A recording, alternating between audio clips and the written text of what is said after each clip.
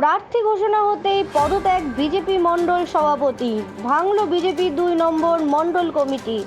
বাগদার উপনির্বাচনের জন্য প্রার্থী ঘোষণা করে বিজেপি। বিনয় কুমার বিশ্বাসের নাম ঘোষণা করা হয় বিজেপির তরফে। নাম ঘোষণা হতে বিক্ষুব্ধ হয়ে পড়ে বাগদার বিজেপি নেতাকর্মীরা।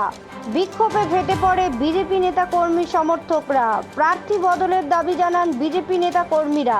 তারা হুঁশিয়ারি দিয়েছিলেন 24 ঘন্টার মধ্যে প্রার্থী বদল না হলে বিজেপির সমর্থিত নির্দল প্রার্থী দাঁড় করাবেন তারা।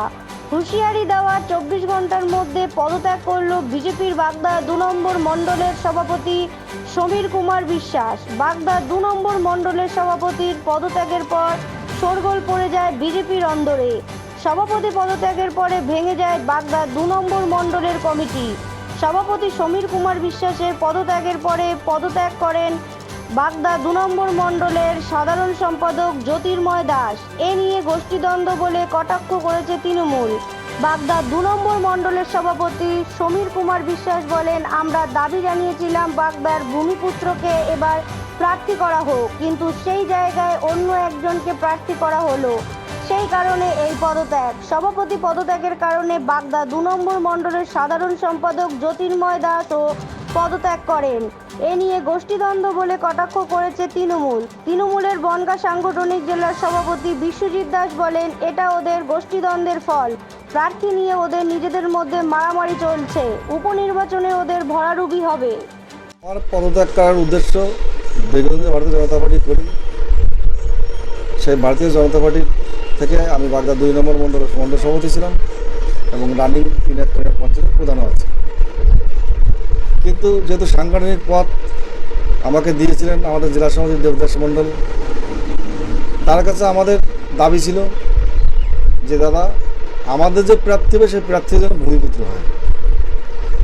হাজারবার বলা সত্ত্বেও আমাদের সেই কথা রাখেননি, যে কারণে সাধারণ লোকের কাছে আমার এই জবাবদিহি করতে করতে মানে একটা বিধিচ্ছুদ্ধ এসে গেছে এবং সাধারণ লোক বলতে যাচ্ছে যে জেলা সভাপতি দেবদাস মণ্ডলের সঙ্গে এই যে সভাপতি এরাও মিলিত, নাহলে বহিরাগত প্রার্থী এখানে কিসের জন্য দেওয়া হবে?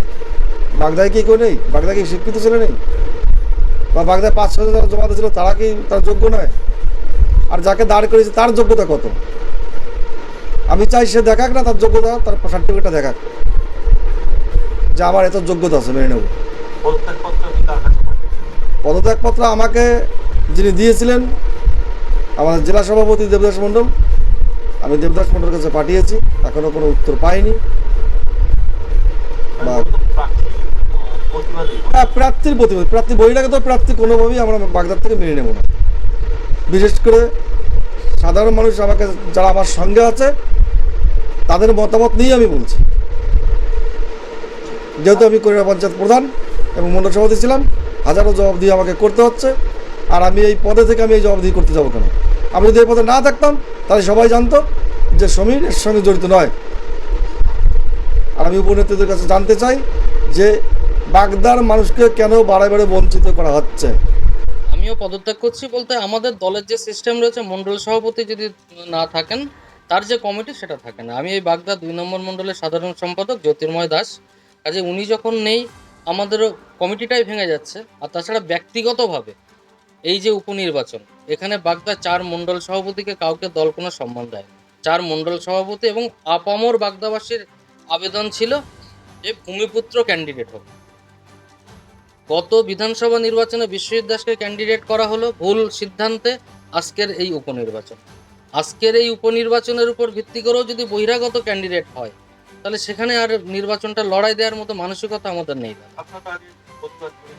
হ্যাঁ, প্রতিবাদ করেছি, দাবি তুলেছি। টোটাল বাগদাবাসীদের নিয়ে যাওয়া হয়েছিল। বাগদার যত প্রমুখ রয়েছেন, বাগদা বিধানসভার যত প্রমুখ রয়েছেন তাদের নিয়ে জেলা সভাপতির বাড়িতে বৈঠকও হয়েছে।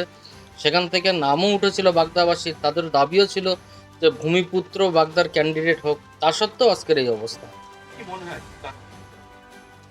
কি কারণে করেছে তাদের সেটা দলের সিদ্ধান্ত, কিন্তু দল যদি মনে করে আমাদের মতো কর্মীদের এইভাবে খাটিয়ে নেবে তাহলে সেটা ভুল সিদ্ধান্ত হবে। কারণ আমরা একবার বোকা সেজেছি, বিশ্বজিৎকে জিতিয়ে আমরা বোকা সেজেছি, ওই বোকার এবার সাজতে চাইছি না। বিজেপির শেষের শুরু হয়েছে, আরও যত দিন যাবে এক এক করে ওরা দল ত্যাগ করবে, কারণ ওদের নিচস্তরে কর্মীদের কোনো মূল্যায়ন তারা করে না, কোনো গুরুত্ব নেই। একটা দল উপর থেকে নিচ পর্যন্ত কারাপশানে যুক্ত, অর্থ করি ছাড়া এরা কিছু বোঝে না, কোনো কর্মীর সম্মান এদের দলে নেই। তাই এক এক করে সব দল ত্যাগ করবে এবং এই নির্বাচনে ওখান থেকে বিপুল ভোটে পরাজয় শুধু সময়ের অপেক্ষা। মানুষ মমতা বন্দ্যোপাধ্যায়কে এবার ভোট দেবে না। বিজেপির কারোর সঙ্গে আমার কোনো দরকার নেই, আমাদের নিয়ে বিজেপির মতনই তারা করুক। আমরা আমাদের মতন আমাদের জয়ের জন্য যেটুখানি মানুষের কাছে যে রণকৌশল করা যে করা আমাদের সেটা হচ্ছে মানুষের কাছে যাওয়ার। আর বিজেপি গোষ্ঠীকন্দলে জর্জরিত একটা দল, ওরা নিজেরাই মারামারি করছে, ক্যান্ডিডেট দেয় যে পয়সা যার বেশি সে, এদের কোনো মূল্যায়ন করে না। অতএব বিজেপি দলটা তাসের ঘরের মতন ভাঙবে, শেষের শুরু হয়ে গেছে।